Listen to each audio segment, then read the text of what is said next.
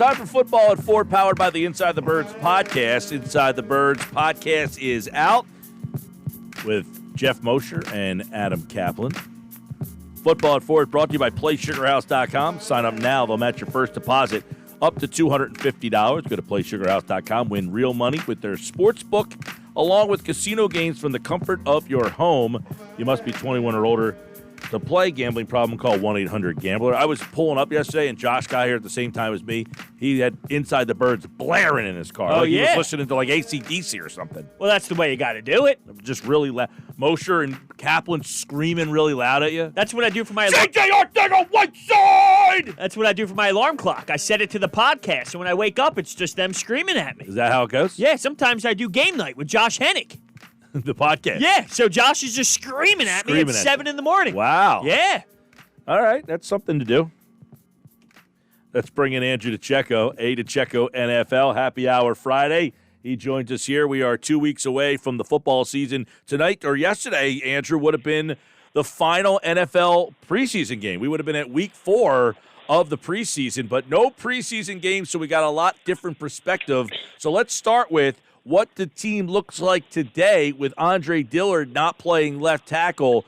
What is the anticipation for who will be over there? Did we have an answer today? Well, it's kind of crazy to think that over the last 2 months, the Eagles have lost, 40% of their starting offensive line.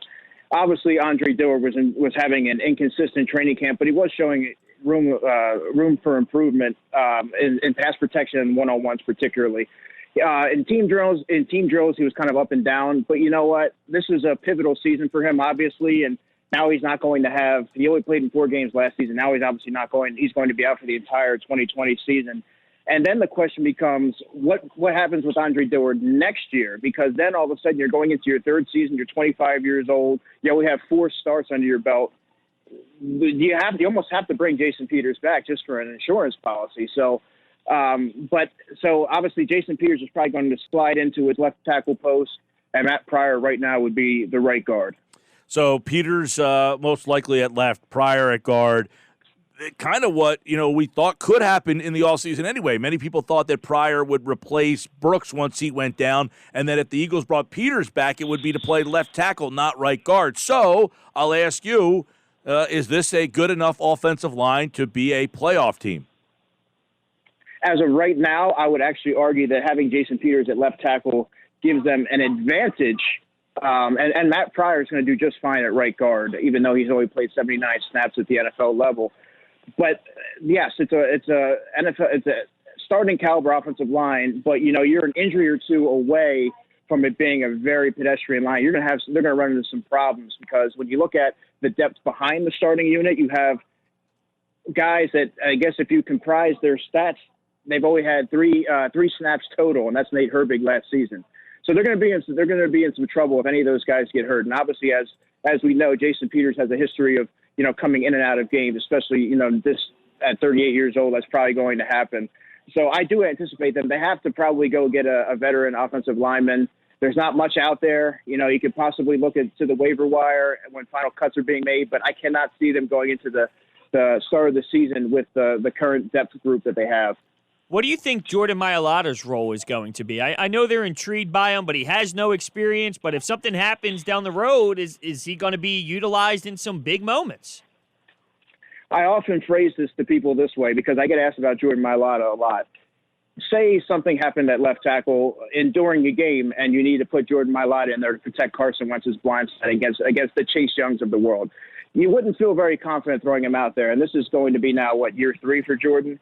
He's a guy that really needs a lot of snaps in order to become the player that the Eagles think that he can be. And, in 2018, he ended his season on IR. In 2019, he ended his season on IR.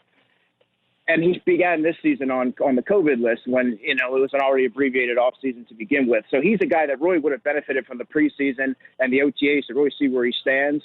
But if I'm the Eagles right now, I'm extremely hesitant before putting Jordan Mailata into a game. Yeah, I know a lot of people don't know what to think about what his future holds for them. Do they look at him as a starter? Have they kind of just realized, is he going to be like a Vitae, a swing guy? I think that whole Mailata story is still very incomplete. Yes, definitely. And he's still very much a work in progress. The question just becomes, how long are they willing to wait on that experiment? Because this is now year 3, and they're likely not going to feel confident enough to put him into a game. So that's a third season in which he's really not going to see the field. So at what point do you have to realize, okay, maybe it's time to cut the cord, because we really need to bring in guys that can play and can contribute right now in the event of injury.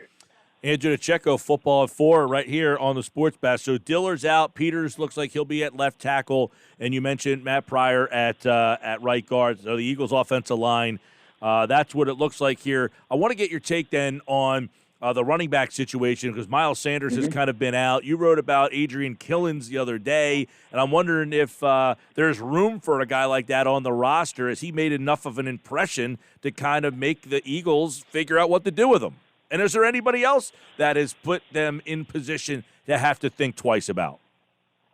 Well, the way I see it playing out, Mike, is you have Miles Sanders, Boston Scott. They're kind of entrenched into the 1 and 2 role. Corey Clement has the inside track to get the third role. He looks explosive, and Miles Sanders actually said that he looks like he's returning to Super Bowl Corey.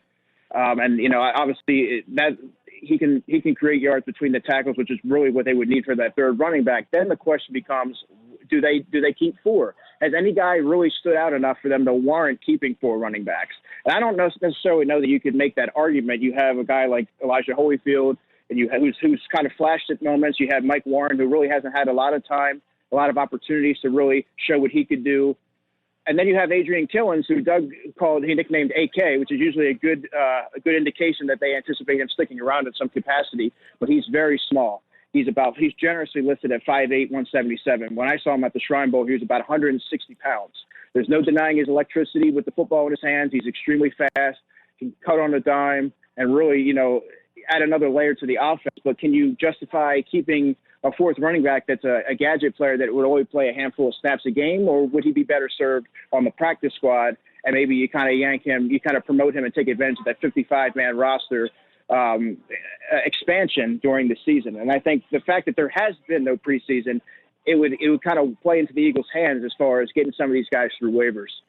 I want to go back to the offensive line real quick. Jason Peters at 38, playing 16 games. It just seems like it's totally not going to happen. So do you think it's possible Lane Johnson goes to left tackle if needed? And if so, who would then slide in the right tackle position? Well, as you kind of have seen from Jeff Stoutland, he doesn't really like to move. A lot of guys have played musical chairs on the offensive line, if you will. A name that you may see or could be a potential option is Isaac Seumalo. He has the ability to play left tackle. I was speaking to the Oregon State tight end coach who was there when Isaac was there, and he said, he can play center, he can play guard, he can even play left tackle if you needed him to. That's something to keep an eye on. But I really do think that obviously Jason Peters, like you said, he's not going to play 16 games. That's just not going to happen. If he played 12 or 13, I consider that a win. They're going to probably have to make a trade here to facilitate a trade from maybe there's a veteran who's on the fringe of making some other roster, and maybe somebody that Joe Douglas might be able to give the Eagles on something of a discount. But I do think that they have to do something there, because when you look at the depth, you have Jordan Mailata, you have the Jack Driscolls, you have the Nate Herbigs, the Luke Jurigas, the Sua Opetas. They haven't played a single snap in the NFL, and I think it would be utter negligence for the Eagles to move forward with that contingent as the depth. Hey, a couple of years ago when DeSean Jackson was here the first time, he really isn't a number one. I would always say he's not a number one wide receiver, but he's a number one playmaker. If he's your best guy, what is your wide receiving? Is your wide receiving core good enough if DeSean Jackson's your best? I think that it certainly can be. And you look at the 2013 season when he was the Eagles' best receiver, and that was his best season of his career. If he can stay healthy, that's the key right there. If he can stay healthy, if he can remain on the field, give the Eagles 12 or 13 games, and play at the level that he showed that he could play at the season opener last year against Washington when he scored 2 touchdowns over the top. If he can be that DeSean Jackson, yes, I think he can be good. The Eagles receiving corps can be good enough. The problem is he's not likely to. History has shown that he's not likely to play all 16 games or even maybe 13 or 14 games. He's going to suffer a lot of nicks and bruises along the way, as he has. That is where the depth really takes the hit, because you have Alshon Jeffrey, who has suffered injuries over the past couple of seasons. He might not. He likely won't even be back until the early part of the season anyway, coming off a Lisfranc injury. Then you're asking guys like J.J. Arcega-Whiteside, Jalen Reagor, and Greg Ward to really step up. And I don't necessarily know that those players are ready to do that for a multitude of reasons. Greg Ward's more of a limited slot player. He's going to move the chain and catch the football. He can't really be a number one. He was kind of thrust into that role last season. JJ has had a strong training camp, but it needs to translate onto the field. Too many times we've been fooled by training camp performances, and they never really materialized in the regular season. You look at Shelton Gibson as an example, or Mac Hollins. So I do think that, he's good enough. But, if there's an injury there, it could become a house of cards. Yeah, when I look at DeSean, he's not that guy who's going to catch 95, 100 balls. He's not the chain mover. He's not that kind of guy. You need a complement to him to make it all work, and you wonder if the pieces around him are the right. For him to be the best guy, he needs complementary guys around him. Do they have the right complementary guys? I guess we don't know, but do you like the way they've built this around DeSean Jackson? Yeah, I do like it, and I know a lot of it is they're counting on Alshon Jeffrey coming back and being that go up and get it receiver, that above the rim guy that can really thrive in the red zone. And they're also banking on J.J. Arcega-Whiteside taking that next step in his sophomore season and being the player that they drafted him to be, which is come up with contested catches, attack the football in the air. They're kind of hitching their wagons to a couple of these guys, and a lot of things really need to go right for the receiving corps to kind of materialize the way that they anticipated it. But I do like it's intriguing the way that they built it around DeSean, because there's a lot of speed around him. But on a shortened off season, I think it's important for everyone to understand that you need to temper your expectation with these young receivers. As good as Jalen Reagor has looked in training camp, playing it in the regular season and lining up against, a top corner, that's an entirely different he's going to see coverages he's never seen before. These are things that you need to keep in mind during the early slate of games here, because there's going to be a growing pains for a lot of these young receivers, with John Hightowers and the like.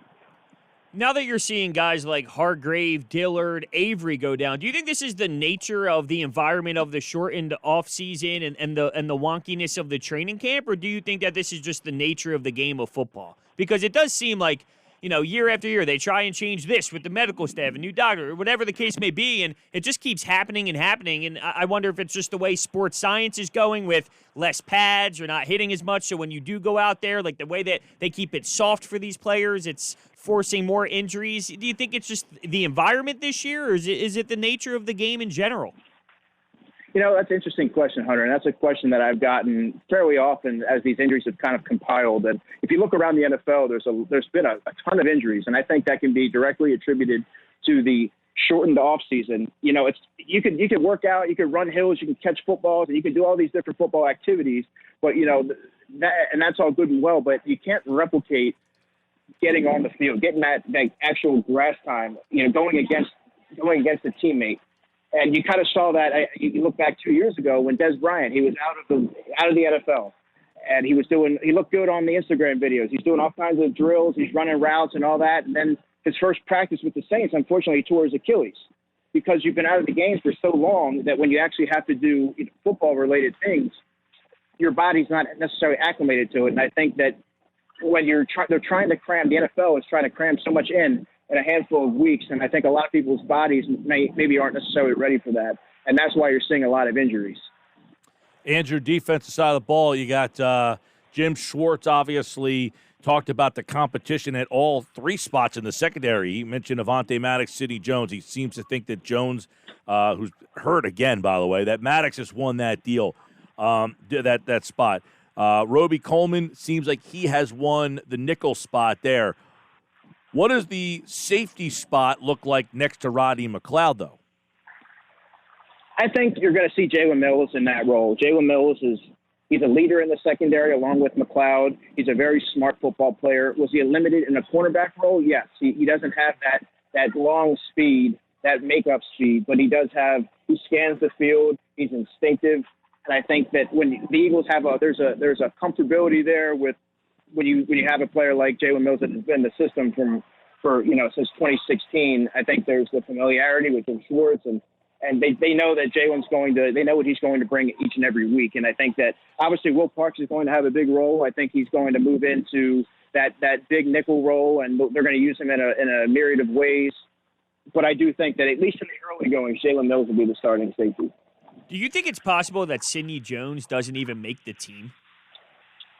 I do, and actually, I had this conversation with Josh yesterday on game night. I think the Eagles have kind of reached the point now where they've given this guy opportunity after opportunity after opportunity, and since 2017, and the Achilles injury can't really be a thing anymore because he's 3 years removed from that, and he's been too inconsistent on the field for them to feel comfortable with him, and he's struggled with injuries. And I think that they're probably at this point got to be like, we've seen all we can from this guy. We've given him every opportunity. It just hasn't materialized. What can we do? What can we do with Sidney Jones? And I think that when you get to the final cutdowns, he might be a guy that maybe the Eagles look to pawn him off for a late round pick and just kind of cut bait with him, or they could always keep him as the sixth. But you have to look at their top four cornerback roles are already etched in stone, right? And then when you get to the fifth role, you have Rasul Douglas versus Sidney Jones. What does Rasul Douglas do that Sidney Jones doesn't? He plays special teams, and he can play on all special teams phases. He's going to be active on game day. Do you keep Sidney? Is it worth keeping a player like Sidney Jones as your sixth corner and inactive on game day? I think that they might be better served maybe trying to flip him for a late-round pick, and maybe another team thinks that they can get something out of him and kind of revitalize his career. I know that when we started Football at 4 with you, we looked at a lot of the under-the-radar guys, the draft. We were right about that time. You were a big fan of Casey Toohill, if memory serves. What are his possibilities, and does he have a shot to make this team? And by the way, Dante Olson got released the other day. Yeah. It's Dante Olson, before I get into Casey Toohill, I know you liked him. I know Jeff has mentioned him being, the tackling machine. I think that he's another player that would have benefited greatly from a preseason. It's hard to stand out when you're buried on the depth chart. You're only getting a handful of reps, especially as a linebacker who doesn't run very well. I think he would have been a guy that you can get him in there in live action. You kind of see what he can do. And there's also the possibility he can return on the practice squad, but it's kind of very telling that they were willing to move on from him this early and leave the team with only six linebackers. But, moving into Casey Toohill, yes, he's a guy that when I was at the Shrine Bowl, I remember from across the field, I see this undersized defensive end just powering through these massive offensive tackles. And as I'm watching the receivers, so I walk over to get a closer look, and I see that the guy is Casey Toohill. He's outmatched every single rep, but what he does have is an incredibly high motor. He's fast. He's aggressive.